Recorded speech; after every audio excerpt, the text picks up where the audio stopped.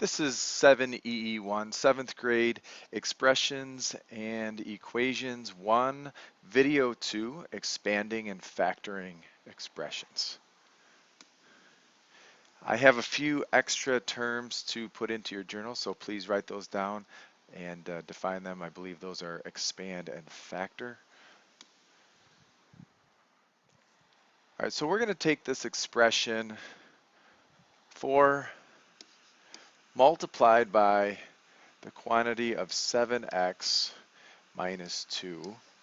And it says that we are going to expand this. And expand usually means, in our terms, to make it larger. So we're going to take this idea of the distributive property where the 4 is touching the parenthesis.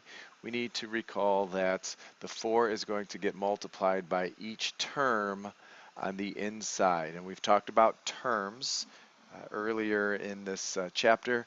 So let's take the 4 and distribute it to the first term of 7x.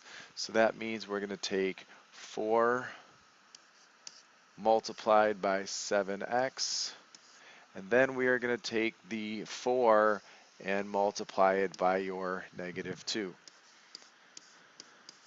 And if I were to expand this expression, I'm going to take each of these two products and put them together with an operation symbol.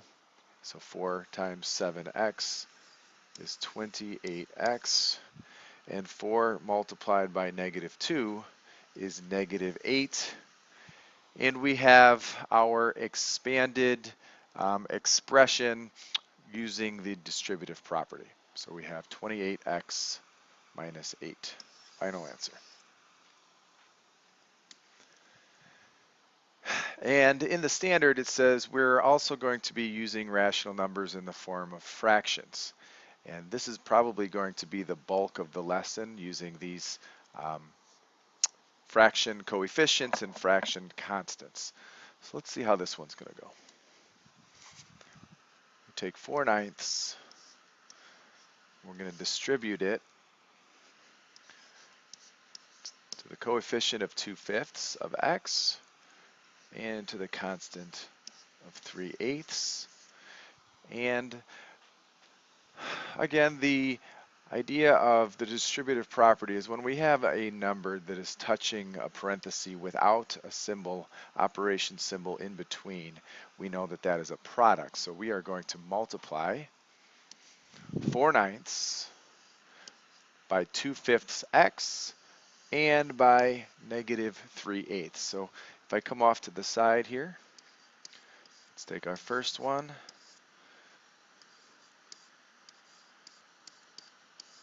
And then we'll take our second one. And that is multiplied by a negative 3/8. We're not subtracting.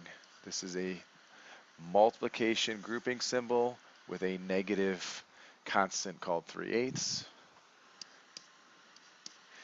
And we can just multiply straight across.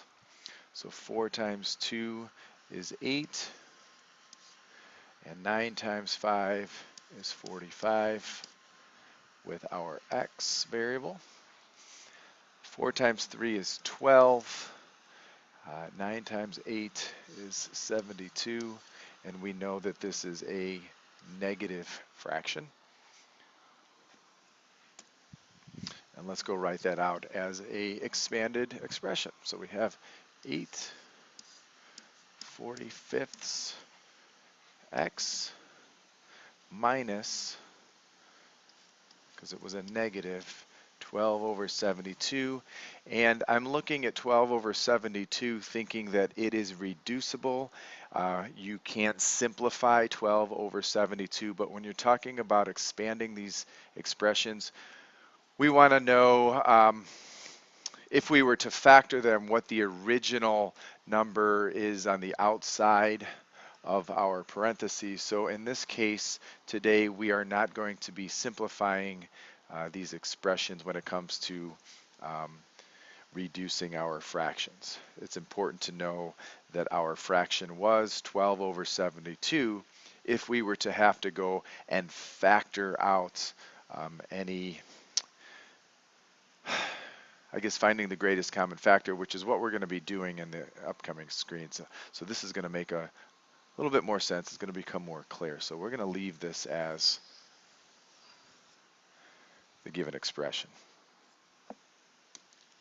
All right, so now we're doing this thing called factoring. So we're given 8x plus 12, and factoring means let's go inside of these terms and try to find a factor that we can actually take out. So we're working that distributive property in reverse. So we're going to be going back and forth between these two processes. And if I'm going to find a factor that's common between 8 and 12, I can come over to the side again and list all of the factors of each of these terms, and then see which one is the greatest that I can use to basically pull out of those parentheses. So the factors of 8 are 1 times 8 and 2 times 4. Those are all of the numbers that can multiply together to get 8. And then the factors of 12 are 1 and 12, 2 and 6, 3 and 4. And now, looking at those lists, which number, we have a lot of common numbers, but which number is the largest? We call it the greatest common factor. So I'm going to actually look backwards here. So 8, 12. So I see that we have a 4 being the greatest common, and that is what I'm going to take out of my expression. I'm going to take it out of the parentheses, and now let's go back in for each of these terms and see what would I multiply by, right, the parentheses, what would I multiply by to get that 8x back?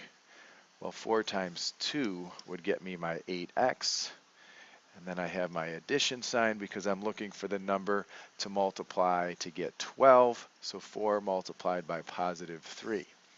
So as you can see, what we've done here in the last couple screens is we're working back and forth with the distributive property. We call it factoring and expanding. So final answer with the factoring is that expression right there.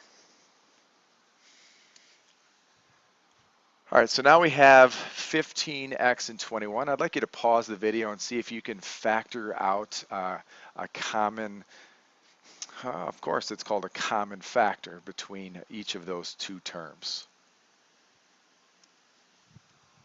Okay, we're back.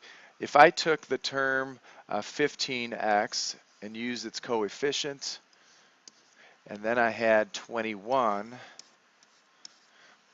let's think of our multiplication skills here. So 1 and 15, 3 and 5, 1 and 21, 3 and 7.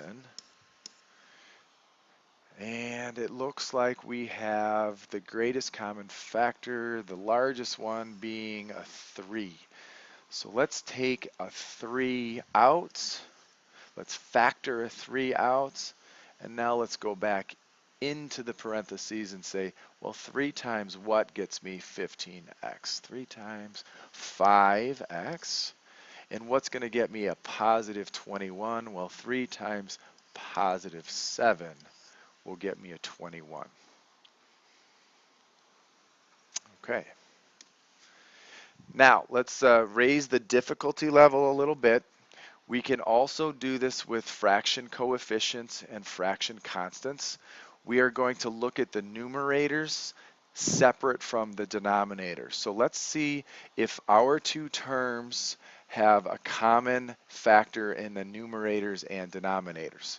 That's important that it's in both of them here. So let's take 8 and 12 and 15 and 21. Now I just made this example up purposely because we've already done these factors in the previous two screens, but let's work it out anyway. So 1, 2, 4, and 8, 1, 2, 3, 4, 6, and 12.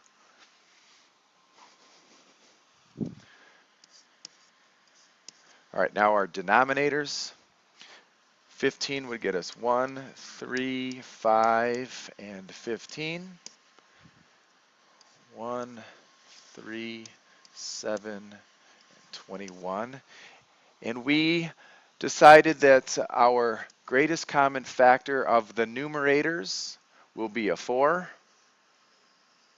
and the greatest common factor of the denominators will be 3. So I'm going to take out the fraction called 4/3. And okay, what is going to get me 8/15? Well, in the numerator, 4 times 2 will get me the 8. 3 times 5 will get me 15 with our x. And then we have our denominator. Well, 4 times 3 will get me the 12, and 3 times 7 will get me that 21. So we have factored out a fraction called 4/3. Okay, pause the video, and I'd like you to try out this expression with these fraction rational constants and coefficients. Okay, we're back. The numerators, we have 6 and 8, and the denominators, we have 45 and 63. I'm just going to quickly list all these factors here. So we have 1, 2, 3, 6, 1, 2, 4, and 8. All right, we have 1 and 45, 3 and 15, and we have 5 and 9. All right, 63, we have 1 and 63. Let's see here. I believe we have a 3, and that's going to be a 21. And let's see, 4, 5, and we're going to have a 7 and a 9. All right, so let's start factoring out the numerator. What's the numerator going to look like here? So between 6 and 8, the greatest common factor is 2. So we're going to take a 2 out of the numerator, and then the denominator, okay, we're going to have this 9 as the greatest common factor in the denominator. And now let's go back into the parenthesis and see what these terms are going to be. All right, what's going to get me 6 in the numerator? Well, 2 times 3 is 6, and 9 times 5 is 45, minus, because now we're looking at our subtraction negative sign here, 2 times 4 is 8, and 9 times 7 is 63 with our variable. And we have just factored the expression. We've taken out the greatest common factor of 2/9 of our terms. Okay, in your journals, I'd like you to define the given terms. On page 2 of the flip chart, write a few sentences on what you've learned. If you have any questions, if you were troubled by any of the factoring or coming up with the factors of your numbers, ask those in class, and we will work in groups and work in partners as you have mentioned that you enjoy that, and we will do some of these exercises here together. See you in class.